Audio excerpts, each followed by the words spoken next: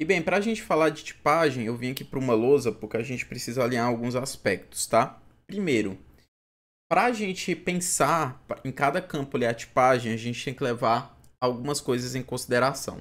A primeira é a natureza do dado. Como assim? Vamos imaginar que eu tenho um número, né? Inclusive vocês viram ali que eu escrevi número para alguns campos. Esse número representa o quê? Ele representa um número de um documento, uma identificação.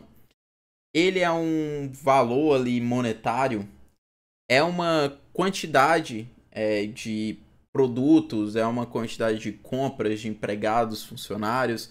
Qual é a natureza, né, daquele dado, daquele campo, né? O que é que ele representa, né? Isso seria a resposta desse aspecto, tá? E o segundo ponto que a gente precisa levar em consideração é as operações que a gente quer fazer com esse campo, né? Que vão ser necessárias, né? Então, por exemplo, eu vou fazer contas matemáticas com esse campo. Eu vou usar ele para fazer um filtro, para localizar um determinado registro, aplicar uma condicional, de maior que, menor que, ou de igualdade de valores. Enfim, o que, que você vai fazer com esse campo? Então, são esses dois aspectos, né? A natureza, que vai dizer muito respeito à origem, né? O que é que representa aquele campo. E outras operações que você pretende fazer desse campo, uma vez que ele vai estar ali dentro do banco de dados, né? Então, essas duas informações são super relevantes a gente sempre analisar quando a gente estiver pensando na tipagem de cada campo, tá? E aí vamos falar agora para os principais, né? Claro que existem muitos cenários, tá? Alguns necessitam de uma análise um pouco mais específica, mas eu vou fazer de uma forma resumida aqui por conta da nossa aula, né? Do contexto aqui que a gente está. Então vamos primeiro considerar os campos que são textos, né? No geral. E aí a gente tem o que? Nome, né, sobrenome, um endereço ali que a pessoa vai escrever, né? Literalmente o endereço inteiro ali armazenar em um único campo. Pode ser um único caractere, como por exemplo o sexo, né? Para dizer M masculino, F feminino. Pode ser esse escrito por extenso, tá? É... Enfim, você vai escrever um conjunto de caracteres ali que representam um texto, tá? Por si só. E aí, existem diferentes tipagens padronizadas, né, para a gente representar um texto. A gente tem o char, o varchar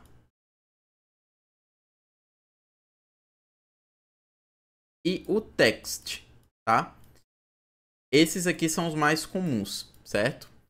O char, ele vai servir para representar valores mais menores de texto, né? Então, por exemplo, o caso ali de você representar um S ou N, né? Ou, por exemplo, M, F para o sexo, tá? Enfim, é um campo de texto curto, é um texto pequeno. Então, é ali normalmente um único caractere, né? Então, para isso a gente normalmente utiliza o char, tá? Já o varchar, ele vai permitir que você coloque textos maiores do que o char, tá? E ainda limitar o tamanho desses textos, né? Então você pode dizer, né? Se esse varchar ele vai aceitar 8 caracteres, 16 caracteres, 32 caracteres e assim por diante. Você pode especificar um tamanho. Não é infinito, tá? Ele não é ilimitado. Existe um limite aí em torno do varchar. E, além disso, nem sempre você vai ter um tamanho assim em mente, né? Por exemplo, imagina que uma dessas colunas, né, desses campos é uma descrição e ela não possui um limite de caracteres, né, obrigatoriamente. Então, ou o limite de caracteres que existe vai além do que o varchar pode suportar. Então, nesse caso, o ideal é você utilizar o text, tá? Porque aí o text ele não possui uma definição de limite, né? Então ele tem mais espaço, né, disponível. Então você ganha espaço, mas você perde controle, né, em relação ao tamanho, tá? O lado bom é justamente para esses casos que você tem números, quantidade de caracteres que vão além do que o Varchar suporta, mas você ao mesmo tempo tem que tomar cuidado porque você acaba podendo ter mais consumo ali de espaço, principalmente se o preenchimento desse campo não for muito controlado, né, não for feito da melhor forma. Então você pode ter ali cenários em que o campo vai ficar gigantesco, né, o dado é armazenado dentro dele para uma determinada tupla e isso pode acabar prejudicando alguns aspectos ali técnicos, tá? Então, Novamente, perceba que tudo aqui que eu falei vale muito em relação à natureza do dado, né? Operações de texto, no geral, né, elas acabam sendo as mesmas aqui para todos, né? Não vai afetar muito. Aí vamos agora para um ponto, né, que são os números, né? E aí número a gente já tem uma quantidade maior assim de possibilidades, né? O número nós vamos ter, né, os inteiros, que nesse caso a gente vai ter o int, vai ter o small int também e o big int, né? Então, a gente também vai ter os de ponto flutuante, né, que é o float e o double, e vamos ter, né, o decimal. E aqui eu vou botar uma opção polêmica que é o text, né? Na verdade não é text, né? Eu vou botar texto. Aí eu já vou explicar o porquê. Então vamos lá. O número em questão, ele representa, por exemplo, ele tem uma natureza de uma quantidade de elementos, né? Quantidade de coisas. Nesse caso, normalmente a gente vai adotar a opção de int, né? De inteiro. Então, tipo, o int ele é meio que um tamanho ali moderado, né? Que você consegue armazenar de número. Ele tem uma grande possibilidade assim, de você armazenar inteiros moderados, né? Como também inteiros menores e ter uma otimização do espaço de armazenamento. Small int, big int, os próprios nomes já indicam, né? Small int são inteiros bem pequenos, né? Menores. E o big int já são inteiros bem maiores, né? Valores ali de inteiro bem gigantes, né? Já Então, em relação a qual desses três aqui você vai escolher, vai depender do tipo, né, de tamanho que esse int pode chegar, vir a ser armazenado. Na maioria dos casos, a gente sempre pega ali um int, né, na maioria dos cenários, porque normalmente a quantidade de produtos, quantidade de compras, né, normalmente fica no int. Big int também pode acontecer em alguns cenários, né, pensando aí em contextos de valores maiores, né, de inteiro, tá bom? Já o float e o double aqui, eles são um cenário um pouco polêmico, porque eles podem envolver números que são decimais, né? Ou seja, que eu tenho a parte inteira, né? Ponto, né? A vírgula aqui e a parte decimal. Então, 3,75, por exemplo, né? Esse carinha aqui eu poderia representar como float ou um double, tá? E aí, qual é a polêmica aqui? Esse jeito aqui que o float e o double representam, o 3,75, ele vai utilizar, no caso, a lógica binária, né, para meio que representar, né, e lidar com esses números. Então, por exemplo, o 3.75 ele seria escrito em binário dessa forma aqui, ó, 11.11, tá? Lembrando, né, eu não vou detalhar aqui, né, a operação binária, mas só para vocês entenderem, né, o problema, por isso que eu estou tendo que citar isso, né?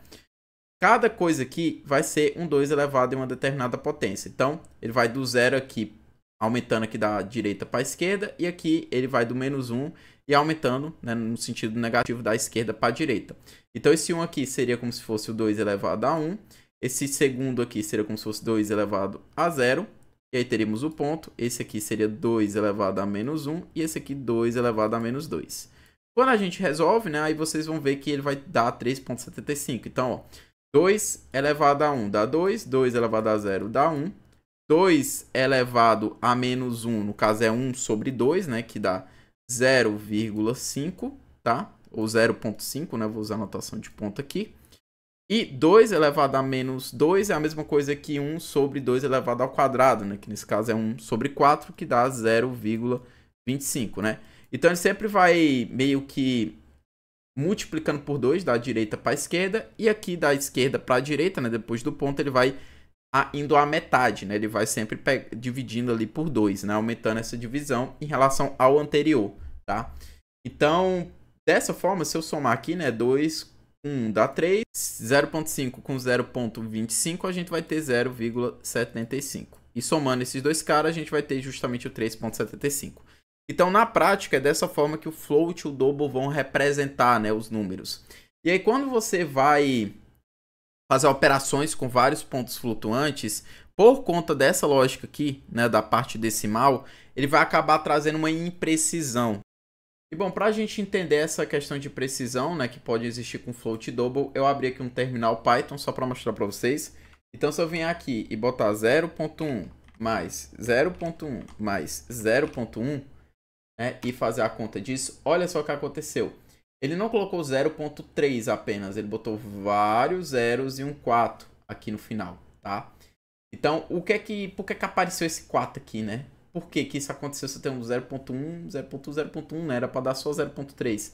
Então, esses extras aqui que aparecem é justamente por conta desse risco de imprecisão. Por esses números aqui serem representados no float, né? Numa lógica mais binária, e essa questão da binária, ele sempre vai meio que ali dividindo, acaba acontecendo essa possibilidade de imprecisão quando a gente faz contas ali matemáticas, tá? Então, por conta disso, quando você decide usar float ou double, você tem que ter isso em mente, tá? Então, se a natureza do seu dado ali, do seu valor decimal, vai envolver operações matemáticas, né? O interessante é que você não utilize esse tipo de coisa, tá?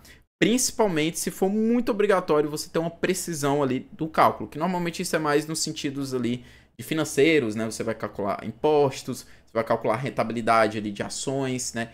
Coisas nesse sentido exigem um nível de precisão bem mais assim cuidadoso, né? Então, float e double acaba não sendo um uso interessante para esse cenário, tá? Então, assim, no geral eles existem, certo? Você pode estar utilizando, a diferença é que o double ele tem um pouco mais de espaço de armazenamento do que o float, mas na essência eles funcionam de forma bem similar, tá bom? Mas aí nós temos essa opção aqui que é o decimal, né? E o decimal, ele é uma opção mais interessante quando você precisa de uma maior precisão considerando operações matemáticas, tá? Então, nesse caso, o que o decimal faz? Em vez de ele levar em conta mais aqui a lógica binária, ele vai na lógica de potências de 10, tá? E por conta da forma que ele representa, né, que ele vai operar ali os números em decimal, ele acaba conseguindo garantir uma maior precisão, tá? Principalmente quando contas matemáticas vão ser ali aplicadas, né? Então, o decimal acaba sendo uma coisa mais interessante para você representar números decimais ali que tem ponto flutuante, principalmente no contexto de valor monetário, no contexto que você precisa de maior precisão dos dados, tá? Então, é isso, né? Esses aqui são os pontos. E eu iria esse texto aqui. Então, vamos lá. O número, eu toquei mais assim, isso representa o quê? Um valor monetário? É uma quantidade de itens, né? De coisas ali, de entidades.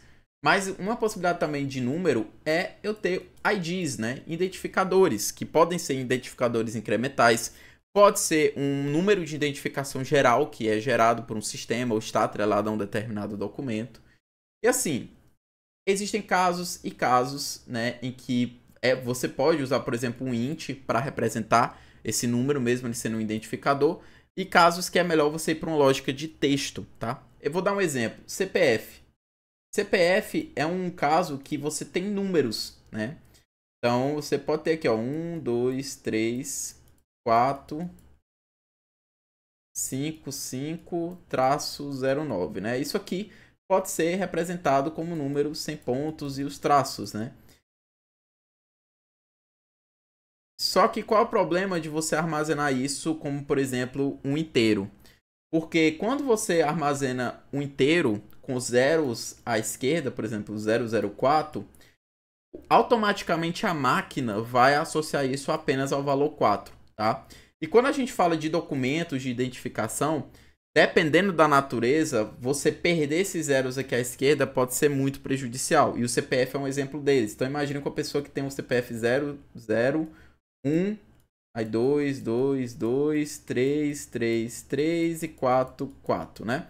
Se eu armazenar como inteiro, eu vou perder esses zeros aqui, né? Lá no meu banco de dados só vou ter esses valores aqui. Então, como eu perco informações quando eu coloco isso como inteiro, então faz mais sentido eu armazenar isso como texto, porque é uma identificação, tá? E normalmente, com textos de identificação, informações vindo de documento, mesmo que sejam boa parte das vezes, né, um contexto que só tem números, né?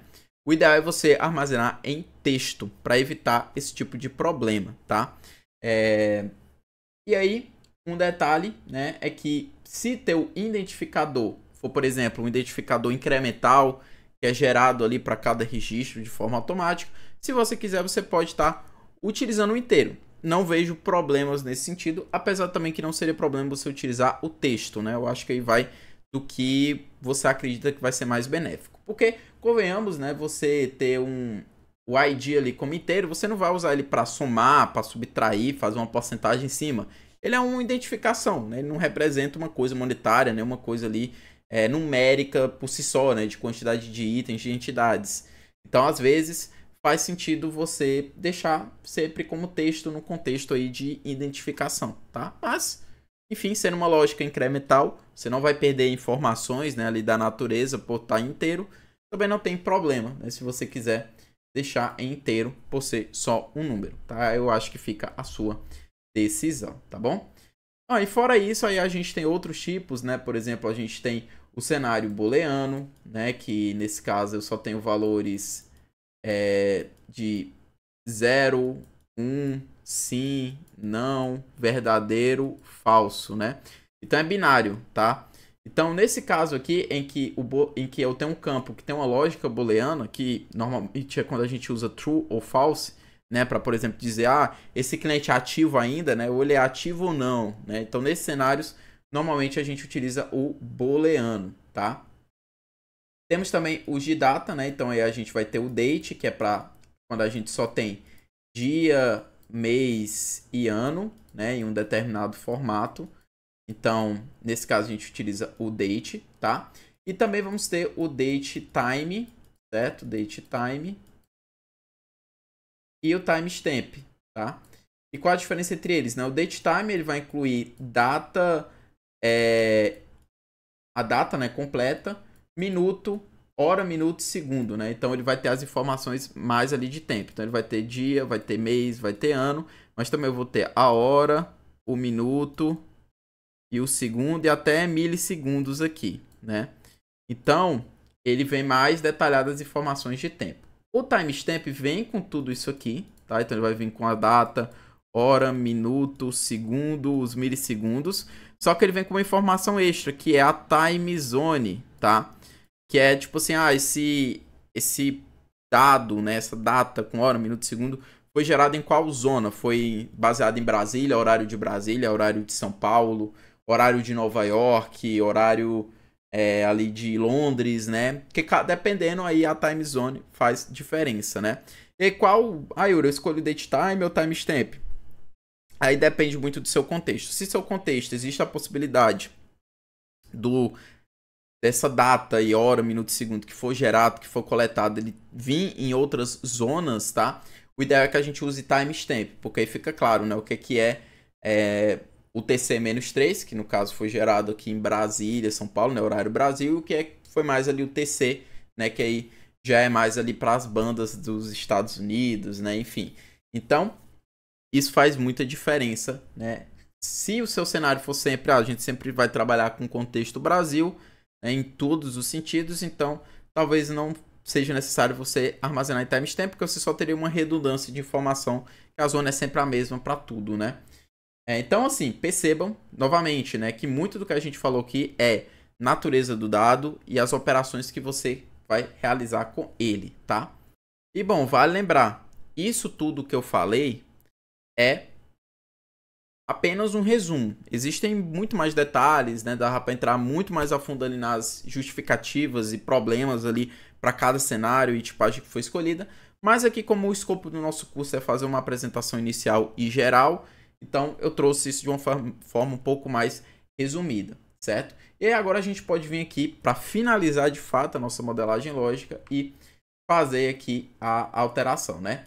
Então, por exemplo, né? As coisas que são identificadores, como por exemplo o NSS, né, que a gente sempre estava representando ali como número, eu vou estar colocando aqui como um varchar, né, por exemplo, né? E aí aqui a gente pode definir um tamanho, né, padrão, como 12, né, por exemplo, né? E aí a gente sempre coloca assim, né, varchar e o limite, certo? E é claro, tudo que tem o NSS a gente vai tá utilizando esse varchar 12 para respeitar. Então, ao invés de número, é varchar 12 aqui. E também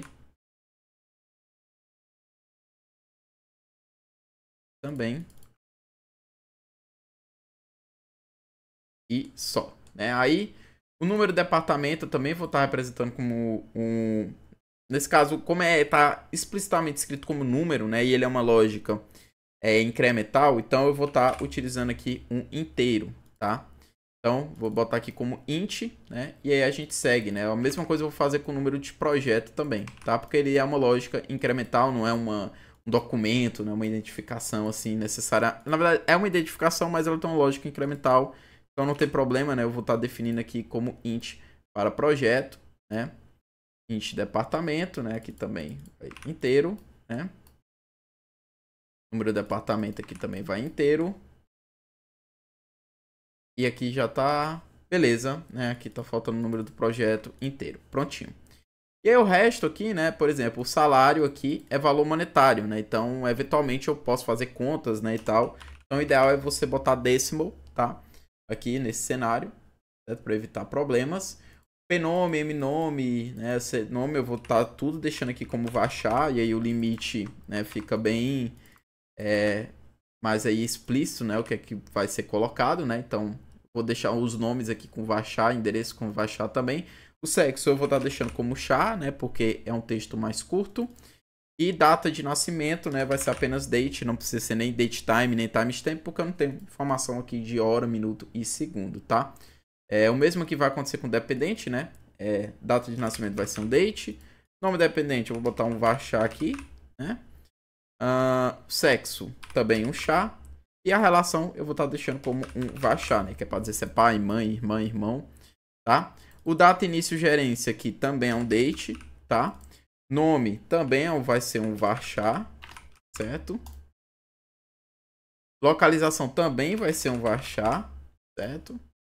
E aqui, né, nome e localização do projeto também vão ser estipulados aqui como varchar. É claro, depois que a gente só tem que definir um limite, né? Mas isso fica bem arbitrário, né? Não precisamos se preocupar muito. E aí agora falta só a hora trabalhada, né? E aí a hora trabalhada, vamos considerar que existe um esquema de ponto, né? O funcionário vai lá, bate ponto, né? Começar a trabalhar nesse projeto. Aí terminei de trabalhar nesse projeto, bate ponto de novo, né? E ele vai fazendo isso. Então, nesse caso, eu vou acumulando ali as horas, né? E aí pode ter horas, minutos, né? Então pode ter quebrado, né? O cara pode ter trabalhado 1,2 horas. 1h30, né? Que seria 1,5. Então, nesse caso, eu vou estar utilizando um decimal, porque eventualmente eu vou querer fazer contas ali envolvendo a hora trabalhada, né? E aí, como tem questão decimal, é interessante usar o decimal e não o float, nem o double, tá?